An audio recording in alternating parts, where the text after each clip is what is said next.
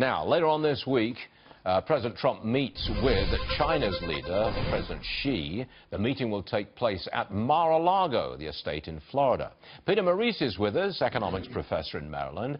Peter, I think some people on Wall Street are a bit worried that we may be walking into a trade war with China. I think, however, that we have enormous leverage on the trade issue with China. I think you agree with me on this. Yes, but I think we need to look at this more broadly. It's not just trade, it's security issues like the South China Sea, North Korean nuclear arms and things like that. And, being more steeped in the details and having more experience, the Chinese leader will try to basically tie up Trump in knots and do what the Chinese have done with every past president that's come in. Basically say, we need to talk some more and set up a process. We are at the tipping point with China.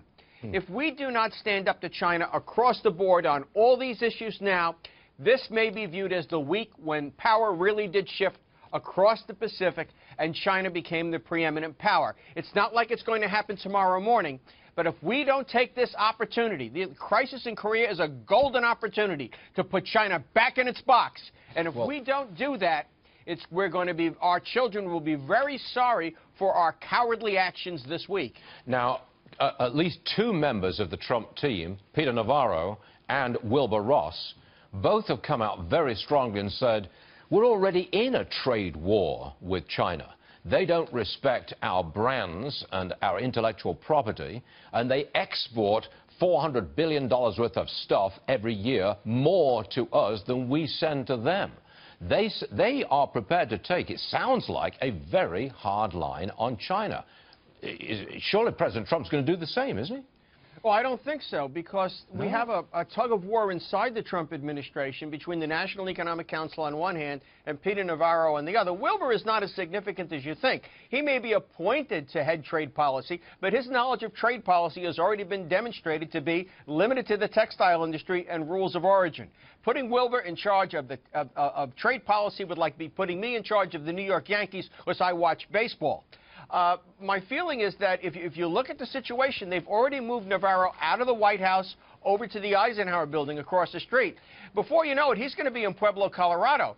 The folks on the National Economic Council, Gary Cohn and so forth, are Wall Street animals. And, the bankers really only look at things in terms of deals and how they can make some more money off their clients. Running this administration is no exception. New York banks don't face much competition from Chinese banks, importing products into the United States. And they have about as much regard for the poor, struggling folks in Reading, Pennsylvania, and all those little towns dotted west out through the Midwest, just like Reading, where there's opium addiction, boarded up windows, prostitution, and so forth. Mnuchin, look at what he has done for them. Basically foreclose on old ladies.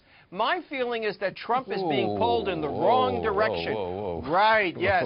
Oh, no, don't whoa me. Look at how these guys made their money. Okay, hold on a sec. Here's what I would expect at the end of this meeting with President Xi.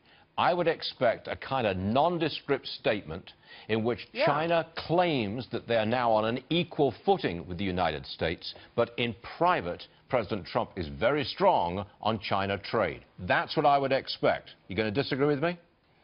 I think he'll be very strong in what he says, but he won't come away with results. If you get a statement like that, what it means is not much is going to happen. Look at the Wall Street Journal this morning, the Diary of the American Dream, or should I say the epitaph of American greatness. It said that, China has already revalued its currency. It's gone up a whole 1%. And yesterday it pronounced that the truth on the trade war was that really American industry was stronger and better off because of a $300 billion deficit. I don't know what they're smoking over there, but it's surely something other than it's something, that's for sure. All right, we'll leave it at that. We will leave it at that, Peter. Enough of that speculation. Peter Morici, thanks very much indeed, sir. We'll see you again real soon. Thanks. Take care.